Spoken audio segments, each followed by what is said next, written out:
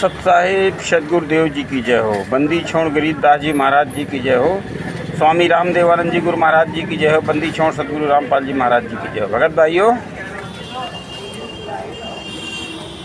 विचार करिए कब तक आप इन गुरु गद्दार मैनेजमेंट के फर्जी नामदान सेंटर और गद्दार कोऑर्डिनेटर के फर्जी आदेशों के चुंगल में फंसे रहेंगे।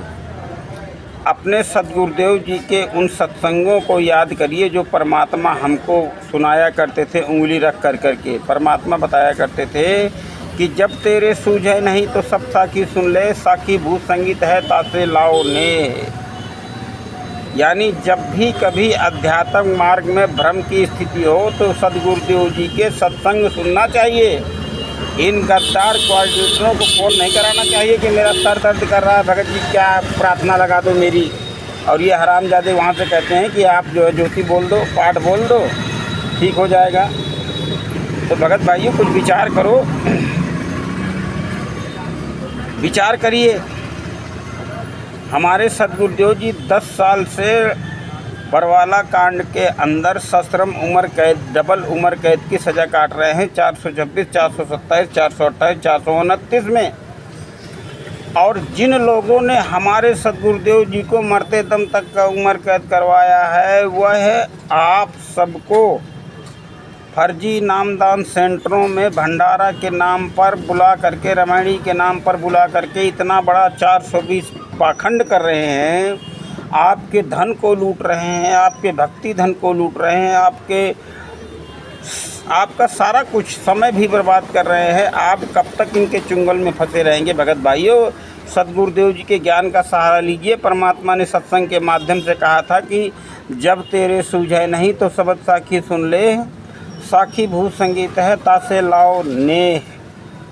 यानी जब भी कभी आपको सतमार्ग में भ्रम की स्थिति हो तो गुरु जी ने कहा था कि सत्संगों को सुनना चाहिए, उनसे आपके समाधान दूर होगा। लेकिन हमने ये सब नहीं किया। भगत भाइयों, हमें विदुर की तरह रहना होगा। जिस प्रकार महाभारत के अंदर द्रौपदी चीरहरण के अंदर भीष्म पितामह द्रोणाचार्य कृपाचार्य सभी बैठे हुए थे और उस कृत्य को देख रहे थे। वो जानते थे कि द्रौपदी हरण होने लगा है, यहाँ इस द्रौपदी का चीरहरण किया जाएगा। लेकिन कोई भी बोला नहीं दुर्योधन के खिलाफ, क्योंकि उन्होंने दुर्योधन का पाप का अन्न खा करके उनकी आत्मा मर चुकी थी, उनका जमीर मर चुका था। जैसे कि कहते हैं सदगुरुदेव जी कि जैसा खाओगे अन्न वैसा ही रहेगा मन। तो ठीक इसी प्रकार गुरु गद्दार राष्ट्रीय समाज सेवा समिति के फर्जी आश्रमों में जा कर के, इनका भंडारा खा करके, इनका वहाँ पर भोजन कर करके संगत का जमीर मर चुका है। इसी वजह से वह अपने सदगुरुदेव जी के लिए आवाज़ बुलंद नहीं करने। जिस प्रकार विदुर ने बोला कि अरे नालायक, अपने ही परिवार की इज्जत तार तार करने जा रहा है, तुझे शर्म नहीं आती? तो सदगुरुदेव जी ने कहा कि विदुर के गाल में लगा था पेड़ा, और तू तो है पांडव का चेहरा, तू तो है बांदी का जाया। तो दुर्योधन भीष्म द्रोण कर्ण मुस्काया।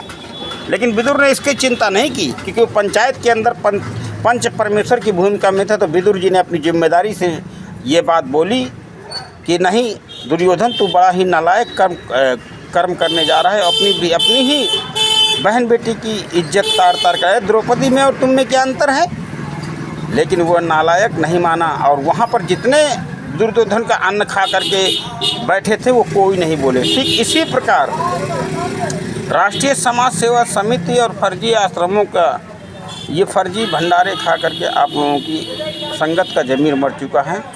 इसीलिए आज वह अपने सदगुरुदेव जी के लिए आवाज़ बुलंद नहीं कर रहे हैं और कहीं ना कहीं इन फर्जी नामदान संचालकों का सहयोग कर रहे हैं तन मन धन से।